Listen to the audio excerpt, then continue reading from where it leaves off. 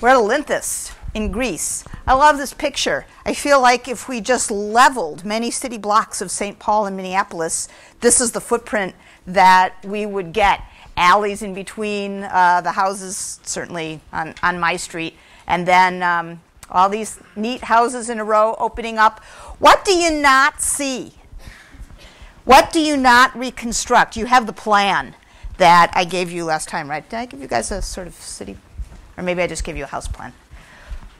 What do you miss that's different? Second stories?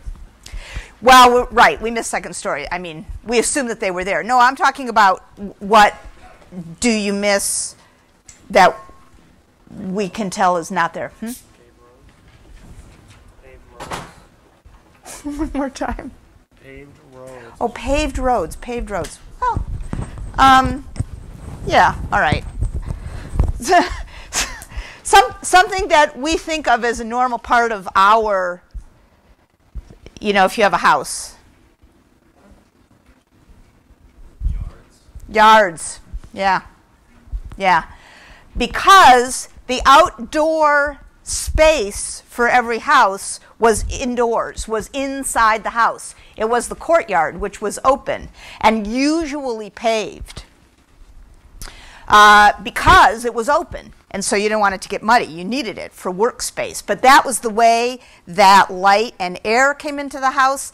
And what that does is make your outside time private because it's inside your house.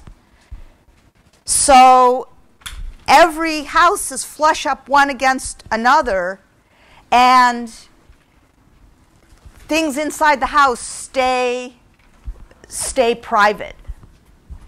There's not this kind of outdoor space. I mean, there's communal space in the city. There's an agora, there's a temple, there's city hall kind of place down in the market area. Just inside the house, this is the area that you would have been in to get to the outside. Now you can see that in this 60-foot about square house, so it's pretty compact. Although there would have been a second story, so I guess we can assume that there would have been twice as much living room. Most of the rooms look pretty plain, and they were. But there's one room that you can see here up in the corner that of this house anyway that's a little different.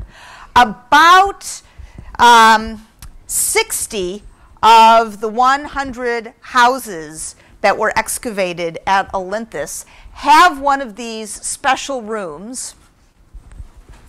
And you're looking at the remains of one of them here, and you can see right away that this is a special floor. This is a mosaic floor, which most of you probably can recognize. It's made out of, the mosaic itself is made out of river pebbles. So it's black and white, just two colors.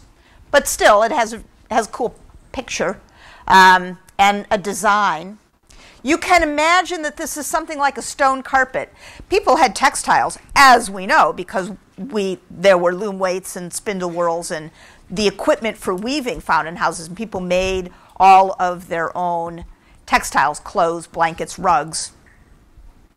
And the borders of carpets would have had probably similar borders to these. But this peculiar arrangement, this is weird, don't you think? Because see that this mosaic floor does not go all the way to the edges of the walls of the room.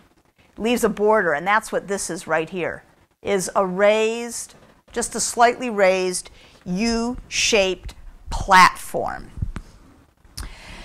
This room, and like I say, just a little over half of the houses at Olynthus have it, so it's common. It's not absolutely universal. All houses have courtyards. Not all houses have this. This is a dining room. And here's how a dining room worked in Greek antiquity, in this era, in the classical era. Which is which century? Which centuries are we in? Fifth and fourth. Fifth and fourth. Very good. All right. So people didn't sit around a table like we do on chairs. Each person reclined on a kind of couch. A couch in Greek is a kline, K-L-I-N-E. And because it was a couch, it's a little tricky to arrange the furniture in the room. And the way that the furniture was arranged in one of these dining rooms is that the couches were situated around the room 1, 2, 3, 4, 5, 6, 7. So the seventh, the long couch, goes lengthwise, and therefore the doorway to the room is off center. That's how you can recognize a dining room in one of these classical period 5th and 4th century Greek houses. In addition to the fact that there is this raised kind of platform around the perimeter of the room for the benches, and that's why the mosaic doesn't go all the way to the edge of the floor, because why bother going to the trouble and expense of decorating the floor all the way up to the edges if it's just going to be underneath the couches? You're not going to be able to see it. So that'd be a waste of good river pebbles. So this is, in this house, it's a little bit fancier. There's a kind of foyer stepping in, and then the benches would have been arranged around the mosaic like this. Dining rooms like this in ancient Greek houses were called, the name of a dining room was an andron, A-N-D-R-O-N. Andros is the Greek word for man, and an andron is the room where the men get to sit. Because, as you can see in this illustration, it's just the guys for the dinner party. And so this would have been the one room of these tidy, modest little houses to which anybody from outside the family could have been regularly invited. And usually, in this particular house plan, it's not the case, but usually the andron is immediately off the courtyard. It's usually down in this corner, because that way somebody doesn't walk through the house to get to the dining room. Not that it's such a long walk. It's just we notice that in the plans of the houses. We see that that's how they're usually set up, and we surmise that that's the reason why. So, of course, it was in these dining rooms, in these andrones, in the andron, that the fancy pottery of the house would have been used. And we looked at these last time just at the end of the hour. Drinking cups, and here is a pitcher for pouring wine. And this time I remembered to put the model for this particular kind of drinking cup. All of this pottery found at Olynthus, this black slipped pottery, was made in Athens. Olynthus was an Athenian colony, and they got their household goods from Athens. And you can see that the Athenian potters might have not gotten the memo that Persia was the big enemy and barbarians and terrible people and so on and so forth, because some of the fanciest of the ceramic, this is all ceramic, these are made out of clay. So they're the sort of tableware that you would go to your local Walmart or Target to buy. They were not expensive. So some of the Athenian potters took some inspiration from the Achaemenid bowls that were so popular throughout this era in the 5th and the 4th centuries. Just because the Persians were defeated at Salamis in 479, they did not pack up and go away. Their empire remained intact for over another 100 years, and it was just coexistence between the Greeks and the Persians after that, after all that hubbub. So a dinner party set, a typical dinner party set in a Greek house of this period would be drinking cups and a pitcher for pouring the wine, but Greeks did not drink wine straight. That was considered barbaric. They drank wine, now just try not to gag here, mixed with water. They thought that was better. So, and you know what? We don't have their, maybe their wine was better mixed with water. What do we know? So, in order to do that, you need what we would consider something kind of like a punch bowl. And we call these sorts of vessels that wine and water were mixed up in together craters. Kraters. And the craters were generally pretty fancy because this was the big special party bowl for the dinner party. So they had painted decoration on them. So here you see a painted red figure, because the figures are red, painted crater from Athens. Let's see. I actually have written down here. 44 of these fancy red figure Athenian craters were found in Olynthus. So this is a nice party set. All right. So, it's just such a lovely image, these nice democratic equal opportunity livers at Olynthus. And for the most part, that is essentially true. There was one section of town where people had a little bit bigger houses, and that was called the villa section. And in the villa section, unlike in the rest of the town, the North Hill section, each house was separate. There was actually a little bit of space between the houses, and the houses were a little bit bigger. And some of these villas were excavated. And here is one that was called by the excavators the Villa of Good Fortune, because there's a mosaic, which I think we'll see in a second, that says Agatha Touke, good fortune, in Greek on the threshold going into to one of the rooms. So that's really cute, like a welcome mat. And you can see from this reconstruction here of the plan that it is very similar to a regular house from Olynthus. It's got an open courtyard on the interior. There's no outside yard. It has essentially another wing, so that instead of there just being rooms on kind of one side of the courtyard, it's about 1.5 times the size. And here is a plan of the Villa of Good Fortune. So here's the courtyard. And you can see that the Andron complex is much larger and more elaborate here. And here's a reconstruction drawing of the Andron of the Villa of Good Fortune. And it's got a very nice sort of gathering area mosaic, and then a mosaic going through the threshold into the dining room. And the dining room itself in the Villa of Good Fortune is a little bit bigger. It's a 9-couch dining room instead of a 7-couch dining room. All dining rooms only could accommodate an odd number of people. That's the way that's the way that it would always work with the couches. And you can tell in the dining rooms. I love houses. Can you tell? I just think houses are the best. I just feel like, time traveler when I look at these houses. They're so cool. You can tell when you look at the dining rooms that there's no one person who's the head of the table. It's kind of equal opportunity arrangement of seats.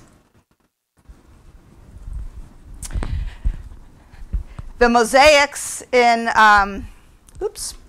the Villa of Good Fortune are lots of fun. Again, they are made out of river pebbles, black and white. This has, as you can see because he's labeled, Achilles.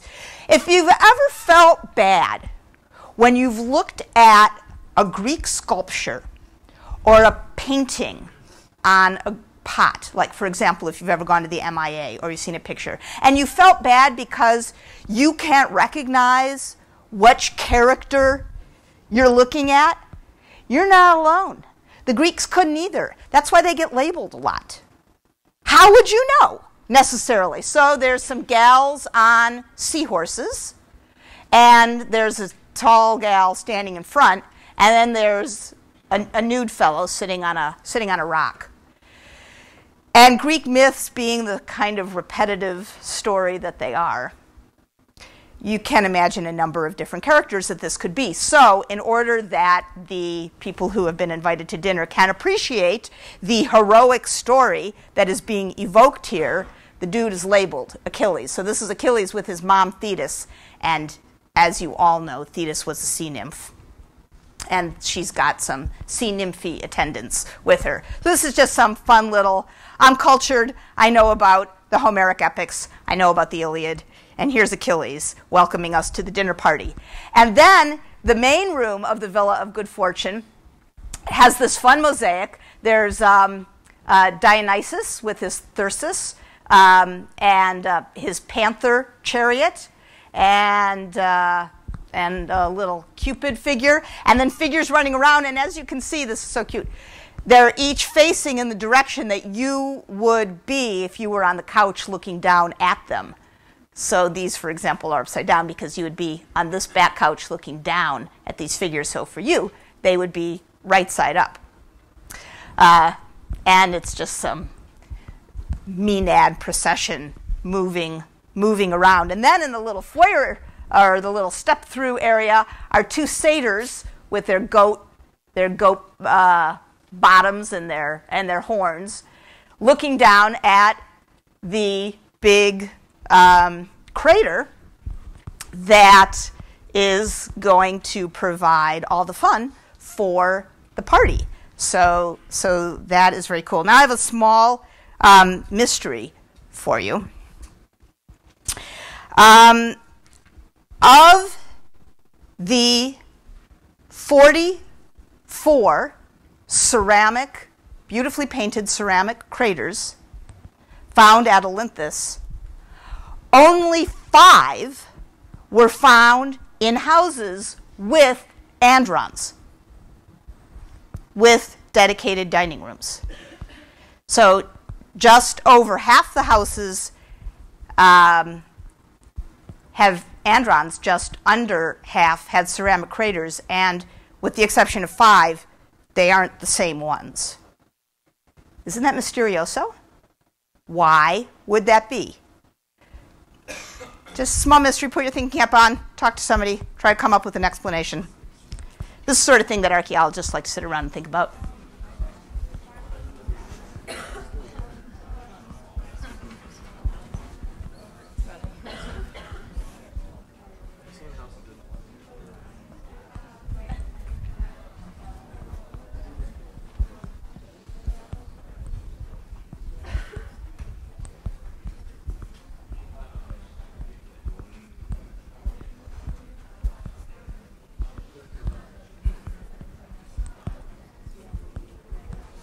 I think this picture looks wrong. Looks too tall and skinny. Have you come up with an explanation? Have you come up with even an idea? Of why it's only at 5 of them? Why most of the houses that have androns don't have ceramic craters?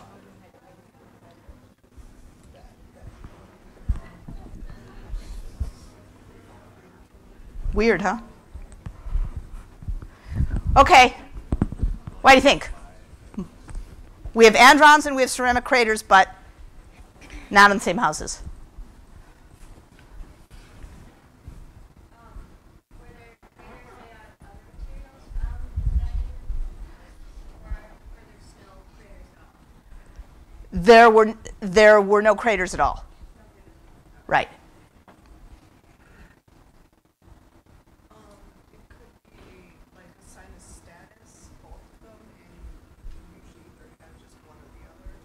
A sign of status, and you had one or the other, although it seems like if you could afford this, you could, I mean, this is a lot less. These are a lot less money than having a dedicated dining room with a mosaic floor. Is it like how you bring a bottle of wine to a party? Like you bring a crater to... Oh, like a BYOB. Like you bring your own. But this is part, yeah, that's a cool idea. I don't know. It's a little hard for me to imagine somebody walking down the street lugging one of these. It would have been heavy with the wine sloshing run. I guess it's not. I'll bring the crater. Don't you worry about that. I guess that's possible. But you can't put. You know, they don't cover up in a safe way, so you'd spill. Maybe in kind of a really uniform society like this, unless you were really prominent and wealthy, it was kind of frowned upon to have both. I mean, maybe some people had one, some people had the other, but if you had both, maybe you were seen as pretentious or something. This is a really uniform society. It is a pretty uniform society, although it's obvious that there's opportunity for some individual indulgence, since there's the vivisection, and some houses have more or less elaborate mosaics.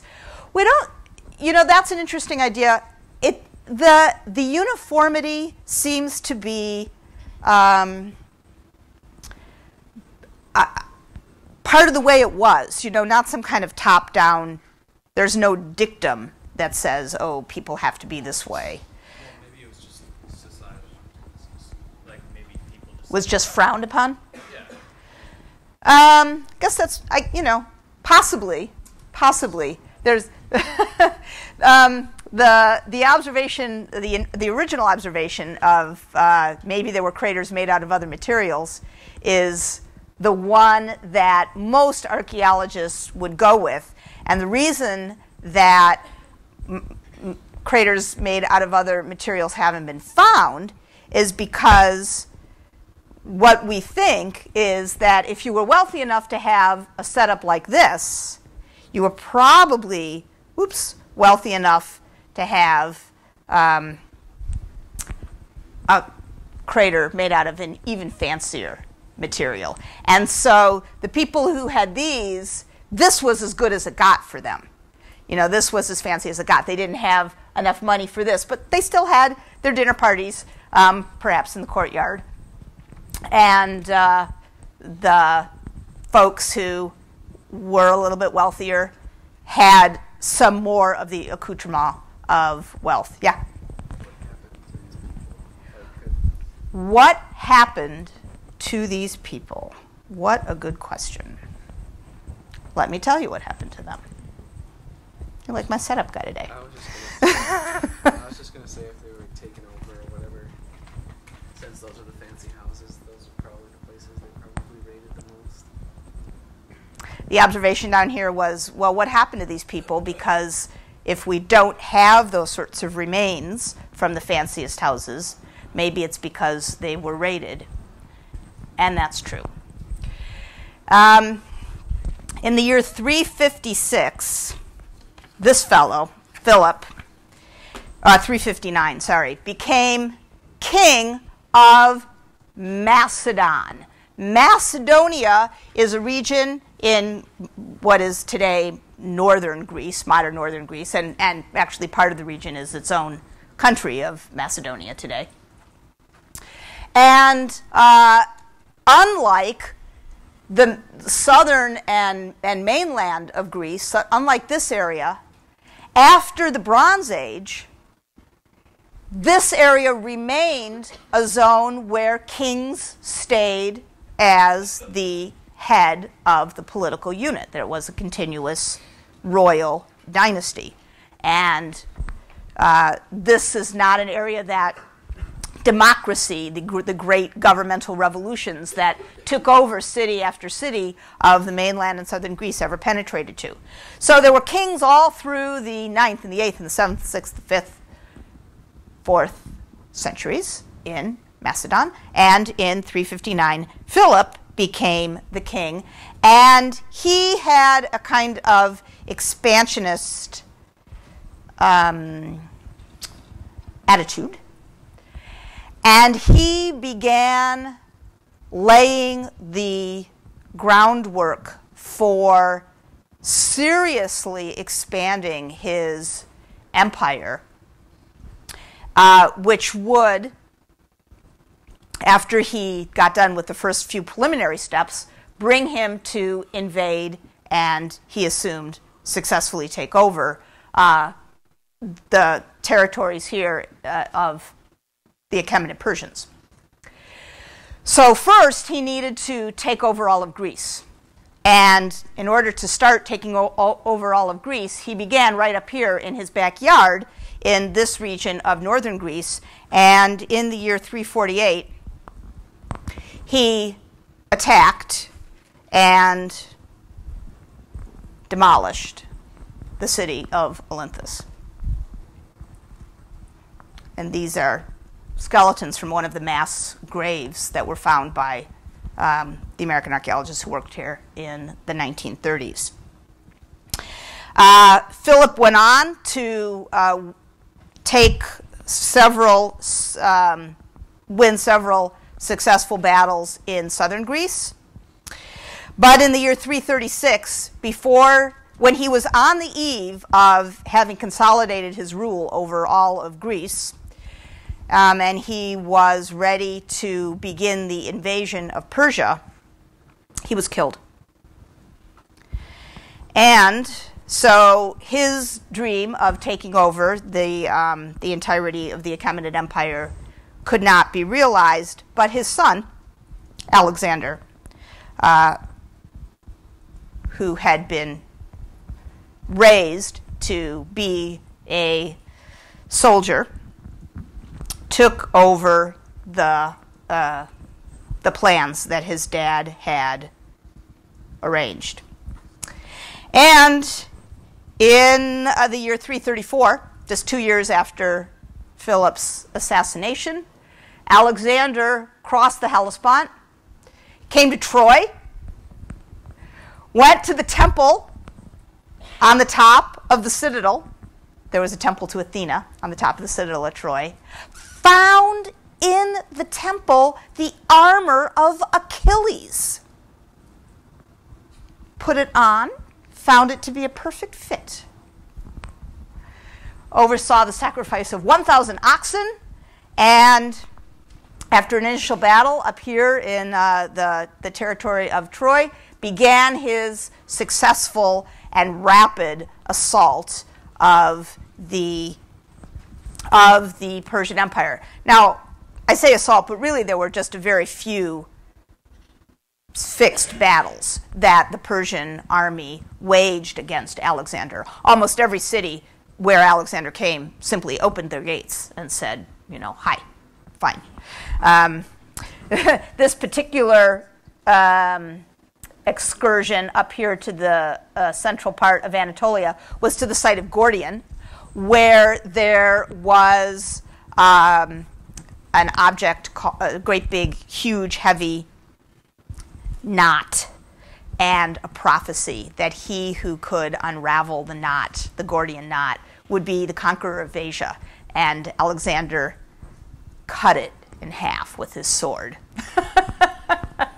And then came down the eastern Mediterranean coast to Phoenicia, and then into Egypt, and out to the oasis of Siwa, here in the western desert, where in the year 331, in January of 331, he came there, found the temple of Ammon-Re, the sun deity Ammon-Re, and dismissed his aides and went inside, and Ammon himself appeared to Alexander and recognized him as his long-lost son. And after that, Alexander appeared on coins with the ram's horns, which were the symbol of the Egyptian god Ammon. Moved on in the year 330, made his way to Persepolis, which is here someplace. I can't actually see from where I am. I think it's there about. Where he took the terrace, took all the buildings, got all the money out of the treasury, and sacked it in its entirety. And made his way all the way to modern-day Afghanistan, and then back again, where in the year 323 he died in his early 30s at Babylon. And his territory, the huge territory that he had conquered, which was in effect the entirety of the Achaemenid Persian Empire, was divvied up by his generals. One of his generals, Ptolemy, took Egypt and the southern Levant, and another, Seleucus, took the heartland of Persia and much of Syria and Turkey, and a couple others divvied up some other parts. And so beginning in the year 323, the historical epoch that we call this, so we're now in the later part of the 4th century, is the Hellenistic era. This is the period when all of the East was ruled by kings who came originally from Greece, from Hellas. And these kings started dynasties that ruled in part down to the 1st century BCE. So now we're in from the later 4th, 3rd, 2nd, and into the 1st centuries BCE in the Hellenistic era. And we're going to look at a couple houses from sites in this during this period. So we were up here at Olynthus, 5th and 4th century, and now we are going to go to the island of Delos, here in the middle of the Aegean. The island had been the site of a sanctuary to Apollo since the 8th century BCE, a small sanctuary. Sir? Well, yeah, so I have a question from a while ago. But when Philip of Macedon sacked Olynthus? this I saw there was basically a bunch of graves lined up. Did he just take over the place and just it was in his domain, or did he slaughter everyone there?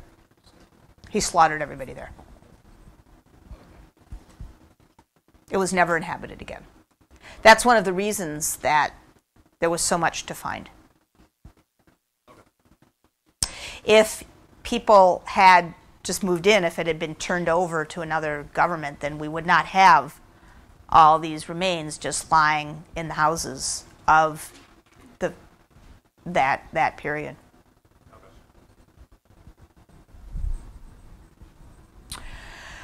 So the island of Delos was a sanctuary to Apollo beginning in the 8th century. And you saw where it's located in the middle of the Aegean. In this, after Alexander's conquest, in this era, in the 4th and 3rd, primarily in the 3rd and early 2nd centuries, it was a kind of meeting place for commercial shippers and businessmen. It has this nice harbor. And so lots of businessmen from all around the Aegean and the Mediterranean moved to Delos and had that be the place where their business was located, where their primary offices were. And they had a kind of meeting area. This is called the Agora of the Italians, and it's this big open space, and it's surrounded by colonnades, and behind every colonnade was a little shop. And it's called the Agora of the Italians because many of the businessmen who had shops inside here came from Italy, came from Rome, and from southern Italy. And here you see a plan of the Agora of the Italians, and you see all of the little shops around the great big colonnaded Agora. And there were some entertainment buildings for people. So here, for example, is the theater. And in the area of the theater were lots and lots of houses. All these businessmen who moved in here with their families lived up in this quarter called the theater quarter, overlooking the harbor. And as you can see from this plan, lots and lots of these houses have been excavated. The French archaeological mission has been working here on Delos for, I don't know, almost 100 years. The theater quarter? Yeah, because you can see the theater here. So you notice a couple of things right away just from squinting your eyes at this hazy little black and white plan that strike you as different from Olynthus. Quick. Name two. It's not uniform. Something else.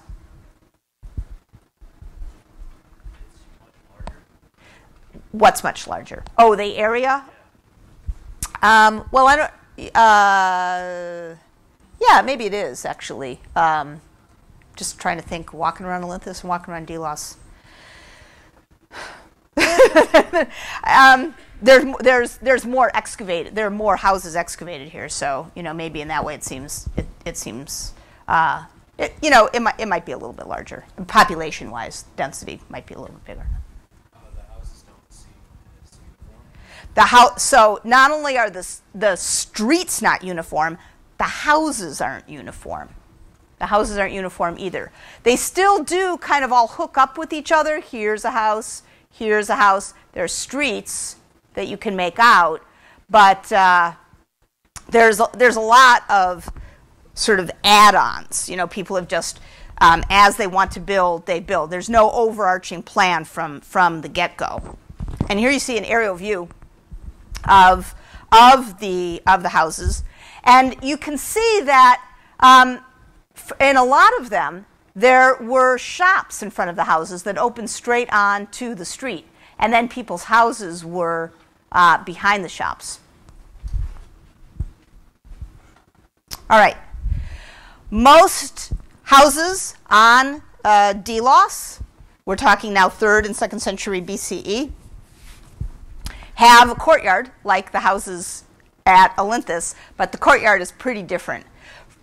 It's surrounded by columns, and inside the courtyard, rather than it being a working space with a pebble floor, there is a beautiful mosaic. And most of the houses on Delos are adorned in this way. So you can see plans of a bunch of typical houses, and here is the courtyard. A courtyard like this, with columns all the way around it, is called, technical term coming in, peristyle. P-E-R-I-S-T-Y-L-E. Delos is Greek for column. Peri is the word for around. So a courtyard that's got columns all around it is a peristyle courtyard. So these are pretty fancy houses. They're much larger. They have mosaic floors. They have columns. Very nice. Where's the dining room?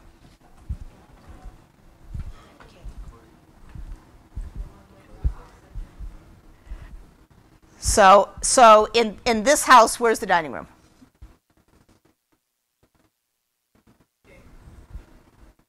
J. Okay, J. What? In favor of identifying J as the dining room is? It is an off-center door. Against identifying J as the dining room is? It's pretty small. I heard F. In favor? It's also got an off-center door. It's bigger than J. It is an off-center door here. What about here? That's kind of off-center. It's not quite the center. So you would have a couch here. I don't know that you would be able to fit a couch here. You wouldn't be able to fit 2 couches there. It's got a slanted wall. That would really be a problem for couches. In favor of K? Big. It's big. All the way to the back there of the red shirt.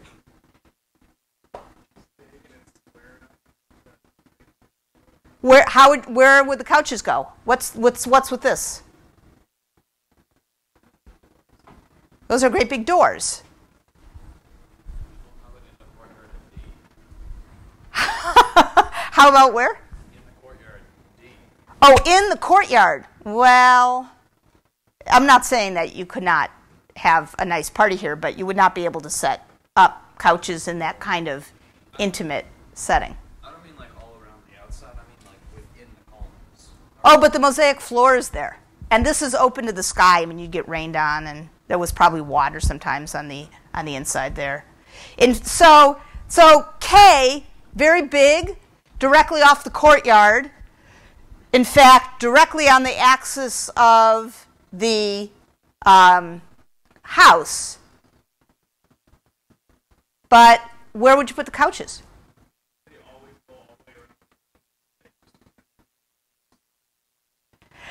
In androns, the way that the raised, that little sort of raised platform that goes around the perimeter of the room is clearly the place on which the couches are put. And it goes, in an andron, it goes all the way around. But this can't be, this could be the dining room, but it can't be an andron. I mean, it can't be, because an andron means a room with an off-center courtyard that is specifically designed to accommodate couches head-to-head like that in that kind of equal arrangement. So, archaeologists, you might want to argue that such a room would be the dining room, not only for all of the reasons that you said, but when you look at other plans, you notice that in other houses, there's a room like that too. Directly off of the courtyard, big, several entrances. Directly off the courtyard, big, several entrances, etc., etc. But where do people sit?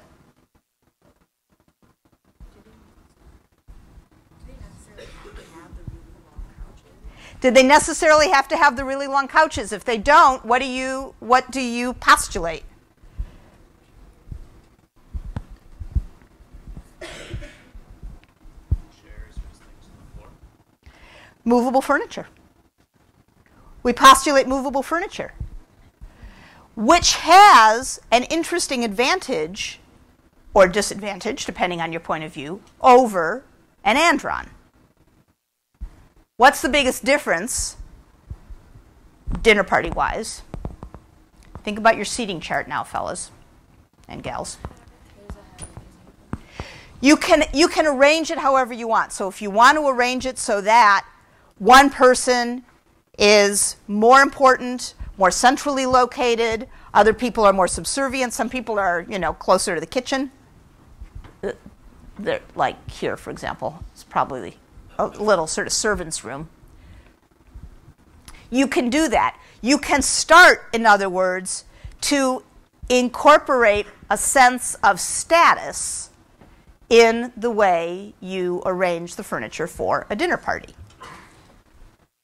Then you can't call it an andron anymore, but does it have a special name or is it just the dining room? We call it the dining room. Okay. Call it the dining room. Actually, in these Hellenistic houses, this sort of dining room is sometimes, archaeologists call it a broad style dining room because it's a big rectangular room. It's broad style because the entrances, and there are several entrances almost always, are on the long side. So it's broad room. I know that's not a fancy Greek word, so sorry about that. Okay, inside these houses on Delos, fancy mosaics, very, very nice mosaics. Entry areas, so this is called the House of the Trident because the mosaic in the main foyer off the street is a trident wrapped up with a bow. Black and white. You can see that the stones of these mosaics are different in two ways than the mosaics from Olynthus. What are the two ways? They're colored, and they're not. Human figures? The actual little, the stones themselves, the pieces that make up the mosaics. Pieces, like there's not as much filling, they're closer together. They are, and why is that? What's the difference in the shape? They are more square. They are square. They have been shaped. That's exactly right. So these are not, so those other mosaics at Olynthus are called, this is one of the things that I really like about houses is that a lot of the terminology, very straightforward. Those mosaics were pebble mosaics because the mosaics were made from pebbles. But these are tessellated mosaics from the Latin word for four, which is tessera. It's a cube. It's a little cube. So just like those little mosaic kits that some of you may have gotten when you were 10, you get to make a little mosaic, and you've got a bunch of different little pre-shaped colored cubes. That's what you have here. Stone that was specially selected, and then there were apprentices in mosaic workshops that cut little stones in different colors, different little square shapes, so that more elaborate designs could be made. There were mosaic specialists. Here, this is a house, the House of the Trident, that had two entrances. The Trident mosaic is in room A, and this mosaic is here in room H. You see, this is an outside entrance as well. This is a pretty fancy mosaic. Is a jar on a pedestal with a branch, a victory branch, and an olive wreath, which is a victory wreath for the top of your head, and then this fancy meander pattern around the outside. What kind of vase is this?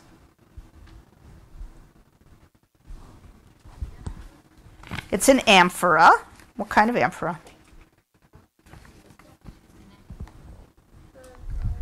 This is the scene on this amphora.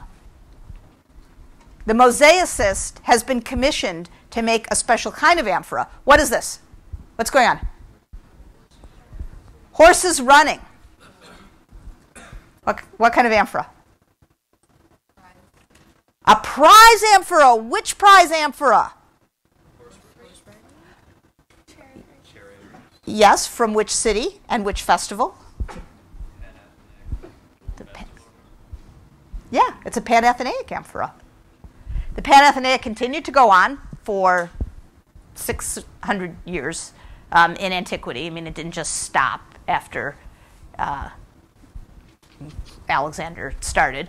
And the owner of this house, maybe the owner of this house won a prize in the Panathenaea in chariot racing. Maybe he didn't. He doesn't have the actual amphora, but he knows about the Panathenaea. He's invoking this. It's become this prestigious affiliation. I don't know. It's a fancier version of like if you could wear a shirt with the Olympic rings or something. You're parading, you're advertising your cultural know-how.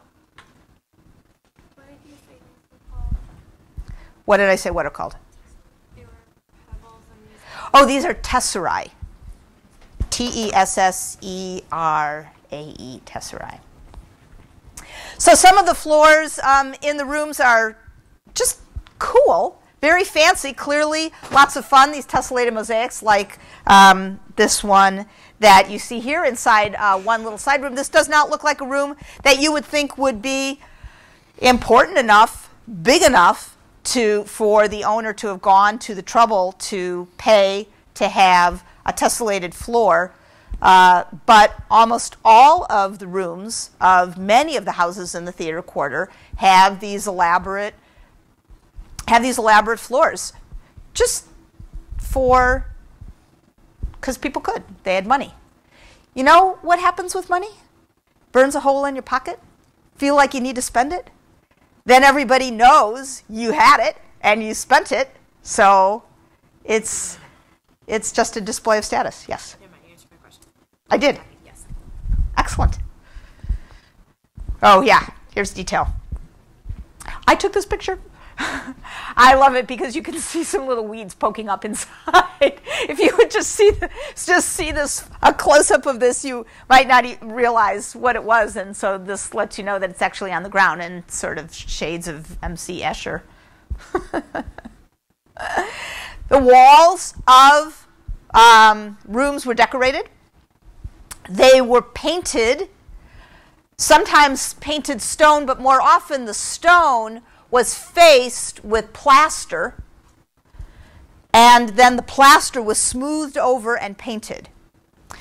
The paintings come to, in the design of panels, individual panels, that carry different colors so that they have the appearance of veneer, like marble veneer. The walls are not made of marble veneer. They're made out of field stone and then covered with plaster. That's much cheaper, but they're made to evoke marble veneer. Again, just as additional fun, decorative, so I will. One of the most elaborate mosaics from Delos is this panther. You have the panther here, and he's running along, and he's knocked over a wine cup. And here you see it. And the cup is clearly silver. Now, I mean, you can tell from the way that the mosaicist has made the shadows on the cup. Again, like the Panathenaic amphora. Maybe the people here had, instead of clay drinking vessels, silver. Probably a lot of them did. But even if they didn't, this is, again, the sort of advertisement. You know about it. You can evoke it. You can display it. This mosaic, there are over 100 tesserae just in the pupils of this animal's eyes. That's how tiny the little fragments of stone are. So you can just imagine these apprentices laying down on the floor of this house, painstakingly inserting all of these little stones into here to make this seamless stone carpet. Yeah. This is to remind you that these are the drinking vessels at Olynthus. This is actually a cup that comes from the tomb of Philip of Macedon. Such haven't been found on Delos because metal doesn't survive to be found in domestic archaeological sites for the most part. Stuff is looted and it disappears. But you can see that the clay versions are low rent examples of the more expensive silver ones.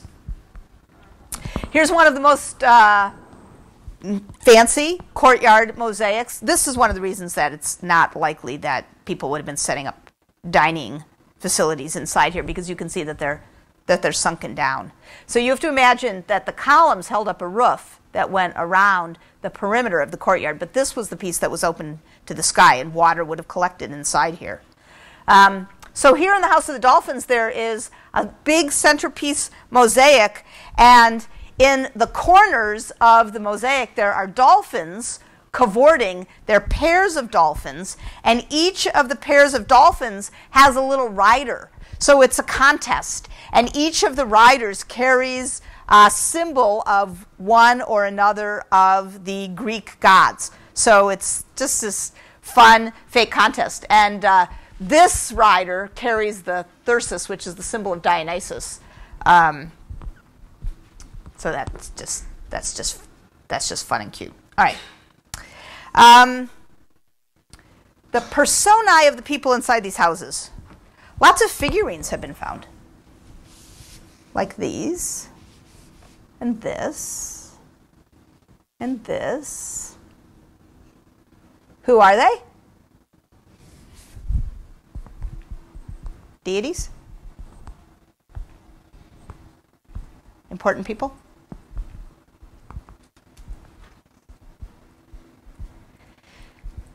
Okay, so you're on a dig, and you just found these inside the house, and some student walks up to you and says, "Wow, who are they?"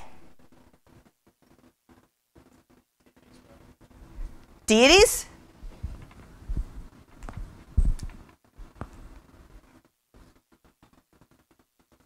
In favor of deities?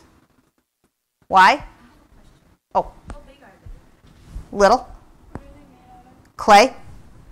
Oh, that's so good that you asked these questions. It's just like George. It's just like George Washington's fan, right? In order to be able to decide, you have to have some information. You want to know their size? They're small. You want to know what they're made out of? They're made out of clay. They're very common. Tons of them are found. They're found in houses. They're found in graves. They're painted. I say they're more decoration than something to worship, since so many people had them. They seem like they would be decoration instead of something to worship because they are so common. Well, not just that, because they're when a lot of deities are made out of more expensive materials like wood carvings or something like that. These are found everywhere in their clay.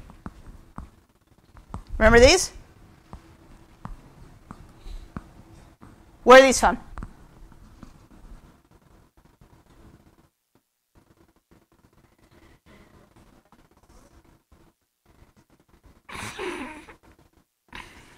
We just saw these last time.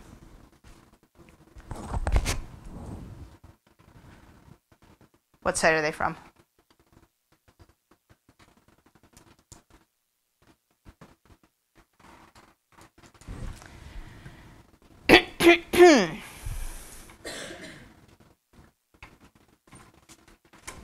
What site are those from?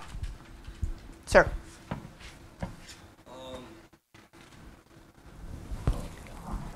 What site?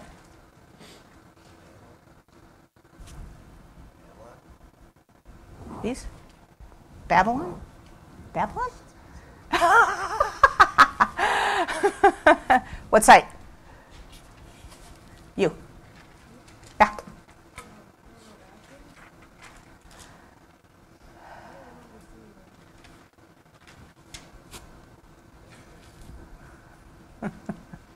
Did you hear that? What site? Olympus. They come from Olympus. They're found in houses, most houses. They're figurines. They're made out of clay. They are small. They are common. Who are they?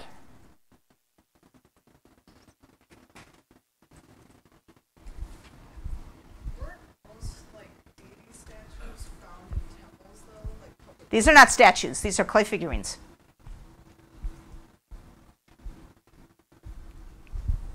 I just have a question about the one on the left. Her? Yeah, with her hair, is that possibly Medusa? With her hair, is it possibly Medusa? I feel confident in speaking for her that she would take tremendous offense at that. This is supposed to be a very, very fancy hairdo. This is the sort of ancient Hellenistic equivalent of elaborated cornrows. And you know, those take a long time to do. And you have to pay a lot of money. And nobody wants to think that that looks like Medusa. Am I right? I am right. Okay, who are these? Who are they? I identified these for you last time. Come on, people, wake up. Who are they? No. So they stand very stiffly. They're fully garbed in fancy robes. They have a kind of crown-like thing on their heads usually.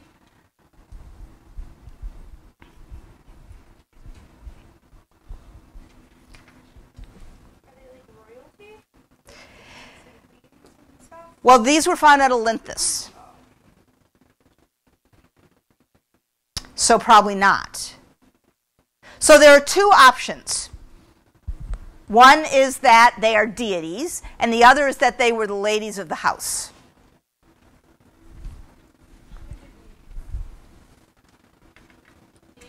Because? Because? That's what your notes say. You are correct. And now I want you to try to figure out why.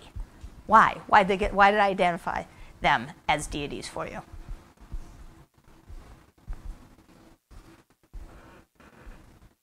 So the ones from Olympus, those are deities. So convenient how you played into my hands that way. And what's the clue?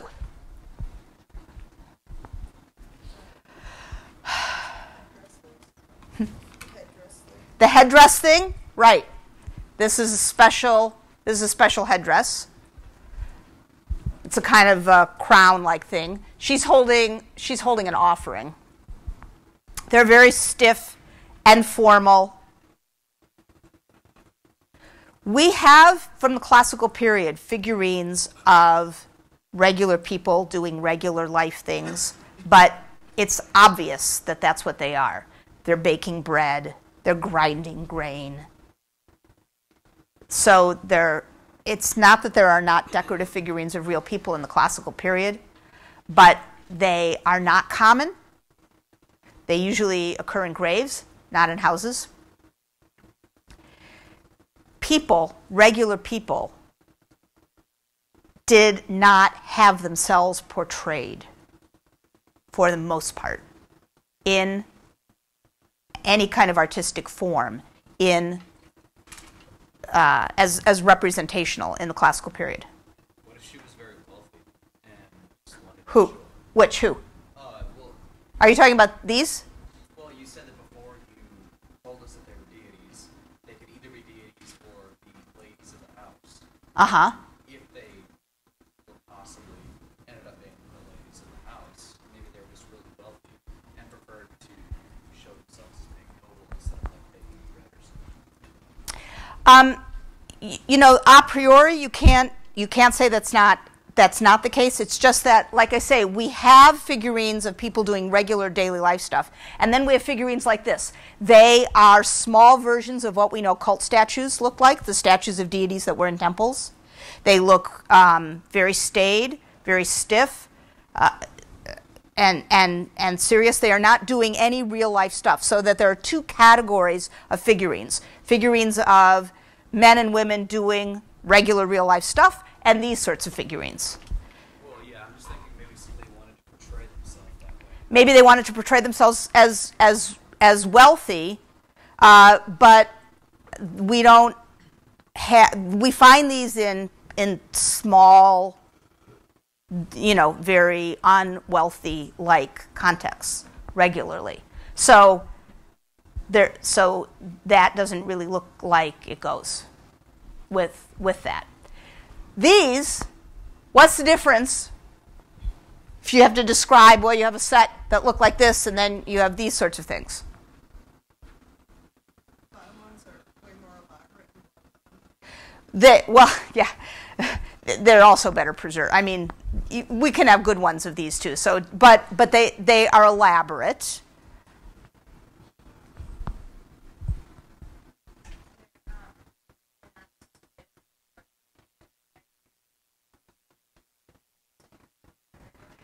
They're whispering to each other. Psst, psst, psst, psst, psst. They look like they could just be average people that go out their daily lives. They look well dressed and a lot of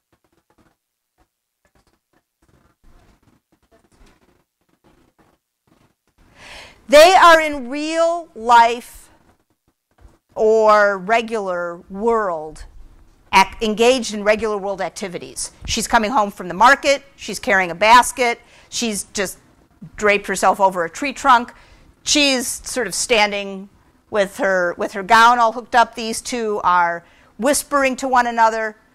This is the appearance of regular life, but very formal regular life. So these ladies are well dressed, proper. They have money, and or I mean that's the way that that's the way that they're being portrayed. Just think about if you would excavate a house from the United States from the latter part of the 18th century, and if you would excavate, your house.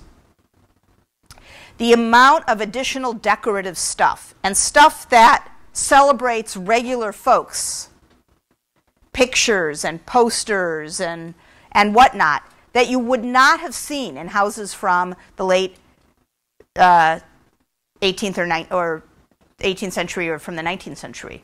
It just regular folks didn't have themselves sculpted figurines, paintings. This is the same kind of evolution. We're a couple of hundred years later, from here to here. This is 4th century. This is 2nd century. 200 years, different. And this is a society of people with a lot more money and a sense that it's fine to flaunt it. And as many different venues for flaunting that money, as you can imagine, more and more of those are being picked up, including even actual sculpture, not in clay, not tiny, not figurines, but large marble sculpture of regular people, which we know because they are on pedestals and they're labeled. She's Cleopatra. He's Dioscorides. These two statues of this husband and wife were found in their house. Here's my favorite thing about Cleopatra and Dioscorides. Dioscorides is a little like Tom Cruise. Isn't he the one who's sort of slightly short for a movie actor? And so Dioscorides is on an extra platform so that he would be a little bit taller than Cleopatra, who didn't need a platform. So I mean, they would have been recognizable. They were labeled, and you can see that This is one of the reasons that we can be confident that figurines like this are of real people, because we have statues of these people. They're labeled as such. Same sort of garb. There was, at Delos, so much money that people could really indulge themselves in all sorts of show-offy stuff. Sometimes, like in the house of Cleopatra and Dioscorides, they looked very formal and very proper, very serious. But sometimes, like this guy, like this is not his body. I think we can all be pretty confident about that. But it's like those things where you used to go to on the farm or at the circus where there's a cutout at the top and you could stick your head over and get your picture taken. You would have some other body. So this was a guy who commissioned a statue, and he wanted it to be recognizable as him. It is a portrait head. I mean, he's bald and his ears stick out, and probably that's because he was bald and his ears stuck out. But he's borrowed this pretty fancy body type, like, for example, from Parthenon Metope South 27, where he's just like, oh, I'll take that one. I'll take that body. That looks like a good body. And this is absolutely, for me, the epitome of Hellenistic period tackiness. This is a sculpture that was found on Delos in a men's clubhouse. There's this men's clubhouse on Delos. And if women, regular women, were now elevated to the status of deities practically, where you could have a full-size marble sculpture carved of you and you could look very elegant and you could look very formal, deities were delegated to the status of just folks. So this is Aphrodite, a goddess who 300 years earlier would have been depicted, you can be sure, with all her clothes on. And here she is, and she is engaged in a little bit of naughty play with the god Pan, who has goat legs and goat horns and a human torso. And Pan is trying to get Aphrodite to come with him, and Aphrodite's little boy, Eros, Cupid, is trying to push Pan away, and Aphrodite is lifting up her slipper to slap Pan back, as a consequence of which this sculpture is actually called, this is the name that the archaeologists who found it gave to it, the slipper slapper. So, you know, again, I just hate to leave everybody with the idea that everything was also beautiful and proper in the ancient Greek world. Was not. So yeah, this Italian businessman with the borrowed body of Parthenon Metope and the slipper slapper from Delos. All right, Olynthus, Delos. Let us start looking at another Hellenistic house all the way over here on the eastern side of the Mediterranean in the northern part of modern-day Israel at this site, Tel Anafa. Here's the site.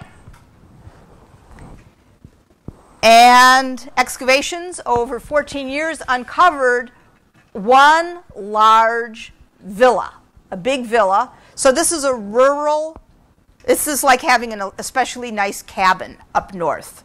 It's out in the woods, it's singular, it's not part of a city. It's just a very elaborate house in this valley in northern Israel. Excavations found, you see here the pavement of a court. What are these? These are columns. So what kind of court? Yes, peristyle courtyard house. You probably want to know something about Tel Anafa that perhaps I didn't exactly tell you yet for your chart. What do you want to know? The date. Yes, you do. And the date is late 2nd, early 1st centuries BCE. Late 2nd, early 1st. The house was built around 125 BCE. People lived in it for about 50 years, so until 75. So just like at Delos, with its peristyle courts, this has a double-decker peristyle courtyard. in this house. You see this stone courtyard with columns around it at this house. And here's a reconstruction drawing. So actually, this was not really technically a peristyle court, because there were columns just on two sides of this large open villa. Wall painting. Here's a stone block from the wall and some of the painted stucco still left on it, letting us know that just like at Delos, houses this villa at Tel Anafa had walls painted, mosaic floors, such as this fragment. So you can see this Delos was sacked by a king, Mithridates, in the early part of the 1st century BCE, and then the houses weren't lived in again. The island was basically not inhabited again, and there was a lot of stuff that was easy for the archaeologists to find. It was pretty well preserved. Tel Anafa was buried, and then there was another settlement on top of it, and so the finds are much less well preserved. And so when you find something like this or something like this, you have to extrapolate to the larger, better preserved examples from elsewhere. Along one side of the courtyard, this here is the courtyard of the house. Along one whole side of the courtyard was a 3-room complex. There was a dressing room here, and here, this room, was a gigantic bathing facility. There's a mosaic floor, and then a huge plastered tub. This is like a giant jacuzzi tub. And so this is waterproof plaster, and so there would have been this would have been filled with water, and this was the kitchen of the house, and this is the oven. So the oven was situated so that it was right up back against the tub of the bathing complex and would be able to heat the water. You did not see anything like this in any of the houses at Delos or Olynthus. People did not have their own private bathing facilities and in Greek houses. This is a feature of some wealthy houses from the people who lived in this part of the world, who were the ancient Phoenicians.